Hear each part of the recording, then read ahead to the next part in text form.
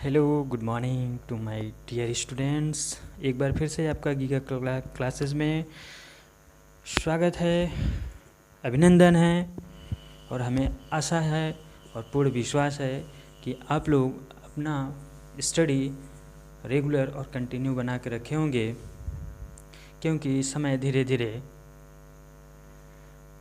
Semester exam के लिए करीब आता हुआ और हमें पूर्ण विश्वास है कि आप लोग ईमानदारी पूर्वक अपनी स्टडी जारी रखे होंगे। ठीक है, तो आइए एक बार फिर से हम आपको इस गीगा क्लासेस में एक टॉपिक लेकर आए हैं जो आपने पढ़ा होगा, रिले हमने एक्सप्लेन किया होगा एचजीपी में। तो उसी का नेक्स्ट टॉपिक है टाइप्स ऑफ रिले। ठीक है, टाइप्स ऑफ रिले पे हम बात करते हैं कि टाइप्स ऑफ रिले कितने प्रकार के रिले होते हैं, किस बेस पे उसको क्लासिफिकेशन किया गया है, तो यहाँ हम डिस्कस करेंगे। एक्चुअली ये बहुत ही नंबर ऑफ़ टाइप्स जो है बहुत ही ज़्यादा है, तो इस वजह से हम उसको एक बार टाइप्स ऑफ रिले बता देंगे, फिर उसके हिसाब से हम नेक्स्ट उसको जो मेन टॉपिक उसका टाइप्स होगा उसको हम एक्सप्लेन करते रहेंगे। ठीक है, तो आइए हम बात करते हैं। यहाँ पे देखते हैं, यहाँ देखिए लिखे हैं, हम मेंशन कर दिए हैं कि टाइप्स ऑफ रिलेज। तो सबसे पहले हम ये देखते हैं कि किस बेस पे इसको हम क्लासीफाई कर सकते हैं। तो पहला है कि according to principle of operation. According to principle of operation means कि उसके प्रिंसिपल के आधार पे, कौन कौन से प्रिंसिपल के आधार मतलब कि कितने टाइप्स के आपका रिले होता है। ठीक है, तो हम ये देख लेते हैं पहले प्रिंसिपल ऑफ ऑपरेशन। ऑपरेशन जो उसका होता है उसके आधार पे कितने टाइप्स का होता है। तो यहाँ पे देखिए, ये यहाँ पे लाए हैं, तो प्रिंसिपल के बेस पे क्या है, थर्मल रिले होता है। थर्मल रिले का मतलब समझिए कि हीट होता है, भाप होती है जी। ठीक है, स्टीम, उसकी वजह से जो रिले काम करता है, मतलब उसके ऑपरेशन पे जो काम करता है उसको बोलते हैं थर्मल रिले। कहने का मतलब है कि जो हम इस्तेमाल देखते हैं कि करते हैं रिले जो है इलेक्ट्रिकल के द्वारा जो हीट उत्पन्न होती है उसके द्वारा जो रिले ऑपरेट होता है उसको बोलते हैं थर्मल रिले।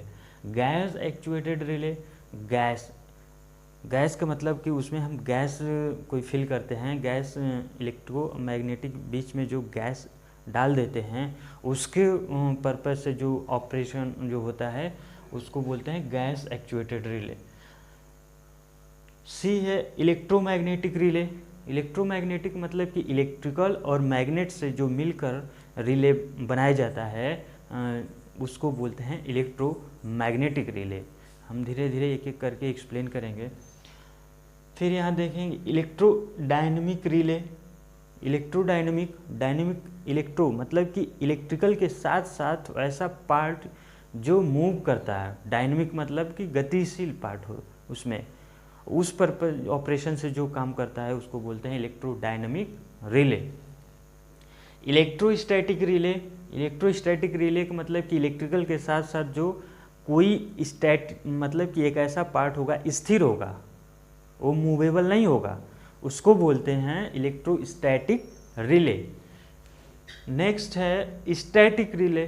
स्टैटिक रिले का मतलब है कि स्थैतिक, उसको हिंदी में बोलते हैं स्थैतिक रिले, मतलब इसमें ना इलेक्ट्रिकल का कोई फंक्शन होगा और ना ही डायनेमिक का कोई फंक्शन होगा, ये ओनली स्टैट रहेगा, स्थिर रहेगा, उस टाइप को हम बोलते हैं स्टैटिक रिले। अब ये तो बात हो गई आपके according to principle of operation. फिर हम बात करते हैं अकॉर्डिंग टू एप्लीकेशन। अब उपयोग के आधार पे इस रिले को हम कितने भागों में डिवाइड कर सकते हैं, इस बात पे हम डिस्कस करेंगे। यहाँ पे देखिए, ये over current relay. Over current relay का मतलब कि करंट जैसे ही ओवर हो जाता है उस बेस पे जो इसका एप्लीकेशन है उसको बोलते हैं ओवर करंट रिले। ठीक, डिस्टेंस रिले का मतलब ये होता है कि दूरी के हिसाब से, जो रिले बनाया जाता है। मतलब जो भी पावर सिस्टम में ट्रांसमिशन या डिस्ट्रीब्यूशन लाइन होती है कि उसके हिसाब से इतना दूरी तक ये रिले काम करेगा, फिर उतना दूरी तक ये काम करेगा, उस पर्पज़ से बनाए गए रिले को हम बोलते हैं डिस्टेंस रिले। फिर देखते हैं डायरेक्शनल रिले। डायरेक्शनल रिले क्या होता है? डायरेक्शनल रिले का मतलब कि किसी पर्टिकुलर डायरेक्शन में कोई ऑपरेट होता है। मतलब कि कोई पावर सिस्टम में करंट फ्लो कर रही है एक फॉरवर्ड डायरेक्शन में, तो उसी डायरेक्शन में रिले काम करे, बैकवर्ड डायरेक्शन में ना काम करे, तो उसको मतलब कहते हैं कि डायरेक्शनल रिले। एक पर्टिकुलर डायरेक्शन में ऑपरेशन जो होता है उसको कहते हैं डायरेक्शनल रिले। और ये होता है डिफरेंशियल रिले। डिफरेंशियल रिले कहने का मतलब कि वोल्टेज के जो वोल्टेज या करंट होता है इनपुट और आउटपुट के बीच जो डिफरेंस उत्पन्न होता है उसके वजह से जो रिले ऑपरेट होता है उसको बोलते हैं डिफरेंशियल रिले। ठीक, ये तो पार्ट इसका हो गया अकॉर्डिंग टू एप्लीकेशन। और लास्ट है अकॉर्डिंग टू ऑपरेशन टाइम, मतलब कि टाइम के बेस पे भी रिले बनाया गया है।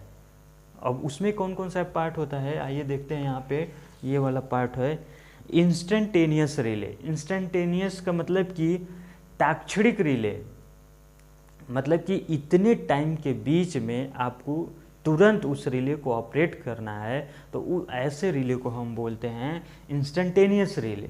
ठीक है, बात समझ में आ रही है?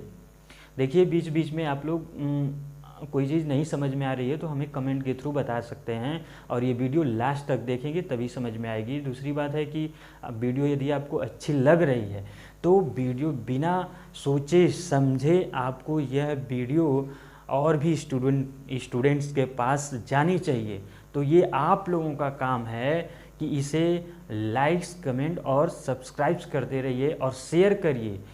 बहुत सारे स्टूडेंट जैसे हैं कि वो विद्यालय नहीं जाते हैं, तो वो सोचते हैं कि हमको ऐसा कंटेंट मिले कि हमको कुछ पढ़ सकें, तो ये वीडियो वहाँ तक फॉरवर्ड करिए, ये आप लोगों की जिम्मेदारी है। आइए फिर देखते हैं definite time relay. Definite time relay का मतलब ये होता है कि एक पर्टिकुलर टाइम में फिक्स रहता है कि इस टाइम के ही इस टाइम के बीच इंटरवल में ही ये रिले ऑपरेट करेगा, उसको कहते हैं definite time relay. Definite time का मतलब कि उसका टाइम एकदम फिक्स कर दिया जाएगा कि इतने समय पे ही ये रिले ऑपरेट होगा, उसके बीच में यदि कोई फॉल्ट हो रहा है तभी वो रिले काम करेगा। और लास्ट है inverse time relay. Inverse time relay का मतलब कि ये आपको हम बता दें कि इन्वर्स टाइम रिले यहाँ पे करंट, ये करंट है और ये टाइम है, तो ऐसे रिले ऑपरेट होगा यहाँ पे। इन्वर्स टाइम रिले कहने का मतलब है कि करंट आपका ज़्यादा होगा, यहाँ पे देखिए ध्यान से, यदि करंट ज़्यादा होगा तो ये टाइम कम लगेगा। बात को समझिएगा, यहाँ पे करंट यदि ज़्यादा होगा मतलब कि फॉल्ट प्रोड्यूस होगा, तो फॉल्ट के टाइम में करंट ज़्यादा होगा ऑब्वियसली है, तो ये टाइम की वैल्यू कम, मतलब कि कम समय में ये काम ऑपरेट कर देगा, तो इसको बोलते हैं इन्वर्स टाइम रिले। तो ये तो था आपका टाइप्स ऑफ रिले का एक छोटा सा लेक्चर्स।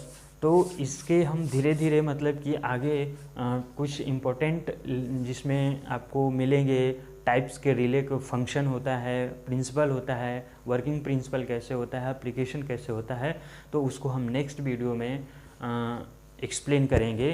तो एक